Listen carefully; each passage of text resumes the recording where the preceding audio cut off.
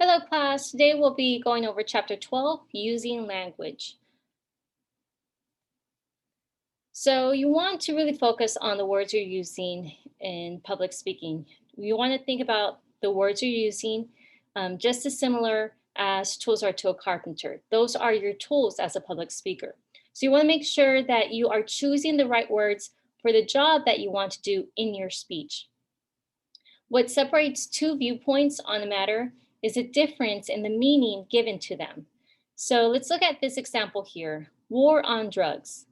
Some people might label this as socially beneficial, worth the cost, and as fitting the crime, when others might label it socially harmful, a waste of money, and as disproportionate to the crime. So really the legality of drugs doesn't change, but the words used to label war on drugs is what separates those viewpoints. You want to think about words and know that they have two meanings. You have denotative meanings, which means the precise, literal, and objective meaning. It's the dictionary meaning of a word or phrase. This describes the object, person, place, idea, or event to which it refers to. So you want to think of denotative as the dictionary definition of a word or phrase. Then you have connotative. That's more variable, figurative, and subjective. These meanings have associations or emotions that are triggered by these words. So these type of meanings give words intensity and emotional power. It arouses feelings like anger, pity, love, fear, friendship, nostalgia, greed, guilt, and so forth. So when you use words that have these types of associations, emotional associations, and you're pulling these feelings from your audience, normally it is going to be a persuasive speech. You don't really try to trigger emotions with informative speeches. Let's look at this example here. Terrorists neither listen to reason nor engage in reasoning with others. Their aim is to generate fear, to frighten people into submission. They measure success by the magnitude of the fear they generate through brutal, savage acts of violence. Terrorists are prepared to kill to further whatever cause they claim to be pursuing. And the heinousness of these murders is accentuated by the fact that terrorists murder without passion. They murder with cool deliberation and deliberate planning. They are utterly immoral. So you'll notice that the underlying words have very powerful connotations that produce strong emotional revulsion to terrorists. Now let's look at this other example. It has basically the same meaning but different words. Terrorists do not seek to negotiate with their opponents. They seek victory by using political and psychological pressure, including acts of violence that may endanger the lives of some people. To the terrorist, ultimate objectives are more important than the means used to achieve them. So between those two statements, which is preferable? Well, it really depends on who your audience is, what is the occasion of your speech, and what's your purpose of your speech.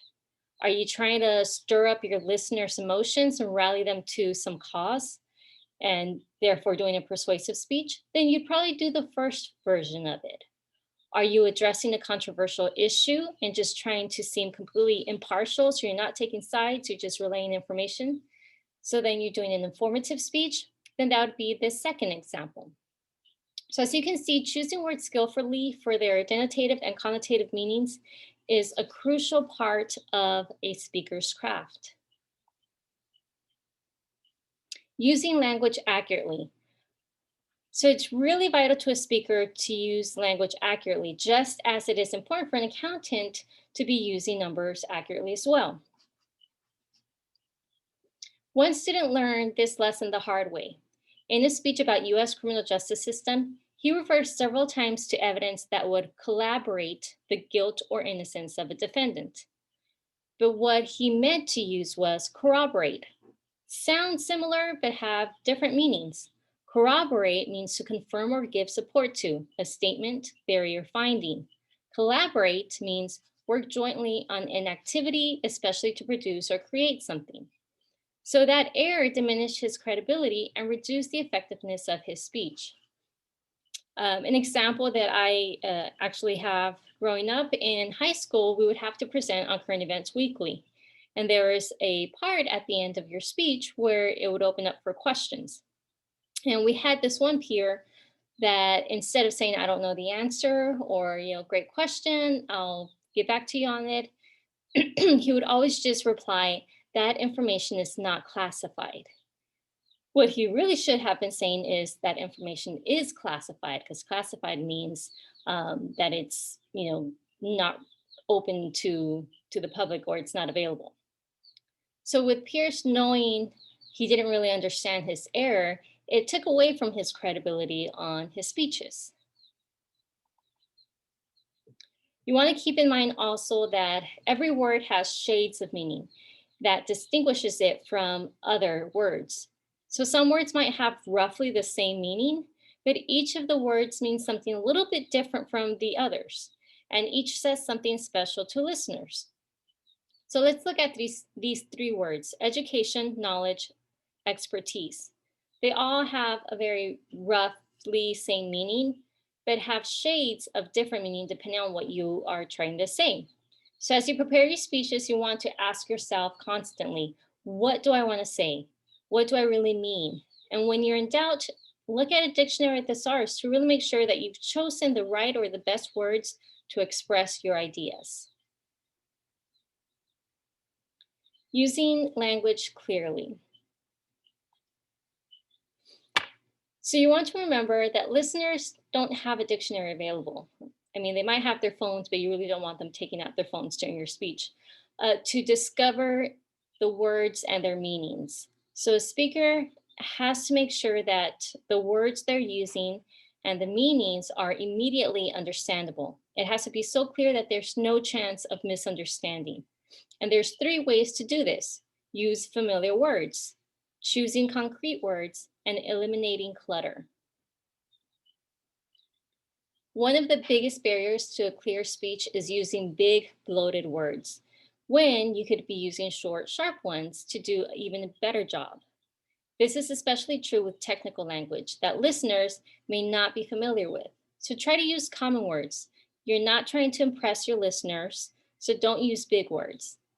Keep in mind that Abraham Lincoln's Gettysburg Address is considered one of the finest speeches in the English language, and it contains 271 words, out of which 251 have one or two syllables.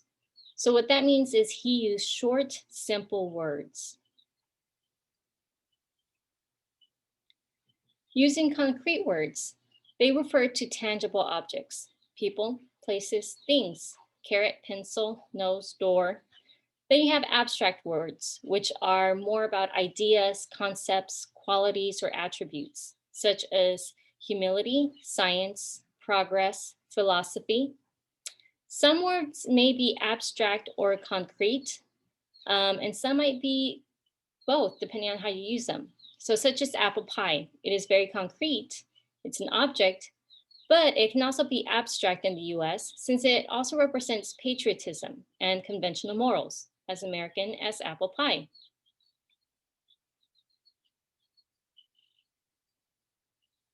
And you want to eliminate clutter. So, clutter takes many words um, than necessary to express an idea. So, you do not want your listeners to try to hack through a tangle of words to figure out, well, what are you trying to say? So as you're revising your speech, you want to look for words that are not necessary. Check where you are using several words when maybe just one or two will do. Here's an example of a part of speech where you can see where either it's repetition, it's not necessary, and they were able to eliminate lots of that clutter. So you'll notice the first sentence, Sitting Bull was one of the most important and significant of all Native American leaders. Well, important's already saying he was significant. So you're not needing both of those, and you can eliminate one. It then goes on to say he was born in the year of 1831. It's a given that 1831 is a year, so you don't have to state that. You can take that out. Near Grand River in an area that is now part of the state of South Dakota. Instead of having to use all the words to say what is now South Dakota, Could replace that with present day. So you can get the idea here of why it's important that you revise your speech, look and see where can I eliminate unnecessary words.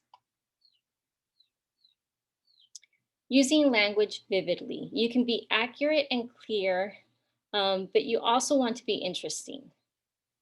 So you want your speeches to be stirring. You want to move people with your speeches. And you can do so with imagery and rhythm. Imagery creates word pictures that let you see that haunted house or hear the birds chirping on a warm spring morning or taste the hot enchiladas at a Mexican restaurant. So the way that you can make your ideas come to life is by using concrete words, similes, metaphors. A simile, it is a explicit comparison between things that are essentially different yet have something in common. So it's very understood. You understand what it is that they're comparing. And usually you'll know it's a simile because they'll be introduced with the word like or as. Walking into my grandparents' home when I was a child was like being wrapped in a giant security blanket. Or with eyes glued on their phones, pedestrians walk the streets like zombies after the apocalypse. But you want to avoid cliches. You don't want to use them such as busy as a bee, fresh as a daisy, fit as a fiddle. So you want to use similes to make your speeches interesting, but avoid cliches. Then you have metaphors. It is an implicit comparison between things that are essentially different yet have something in common. So with metaphors, by it saying implicit means it's not stated outrightly, but it's more of an understood comparison. Unlike similes, metaphors don't have the word like or as introducing them.